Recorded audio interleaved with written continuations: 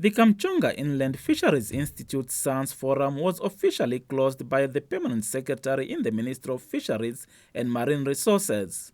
Ulitala Hivelwa stressed the importance of the forum not only to Namibia but for other countries as well. So therefore, we are challenged and we have to take this forward so that we can collect information and inform the decision makers so that they can take informed decisions. Because we have the information. We have the information. I'm sure you will agree with me that it is one of the well-attended forum. And we would like to see more of you professionals. The scientists, some of whom were from the United States, Norway and South Africa, joined their Namibian counterparts to share knowledge on freshwater fish management. Participants at the gathering stressed the important role communities could play in the preservation of freshwater fish species.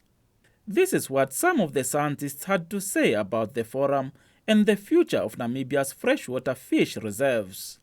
We need to integrate research results into management. So one of the things we do with research, for example, is to determine which mesh size or how big the mesh of a net needs to be to harvest fish optimally and sustainably.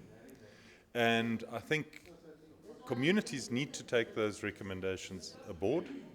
I think communities or people that fish need to be actively involved in management themselves, because after all, it is their fish that we're trying to, it is their fish, and they will be the ones who will benefit from a well-managed fishery. Because if they run out of fish, the very people that are harvesting those fish are the ones who will suffer. You know, I've been in this country and collaborating with the ministry for 20 years. And during these years, I see such a great development, you know. From the first years, it was just one researcher, but now we see so many young and good researchers coming, you know, and working, and the facilities are wonderful. So there has been such a fantastic development from our first collaboration, you know, on the white paper and the laws. Now we collaborate on the management of these very, very important inland fisheries for the people of Namibia. The scientists believe requirements for fish net size should reflect the changes over the years in fish species dimension so that fishermen will only catch market-ready fish.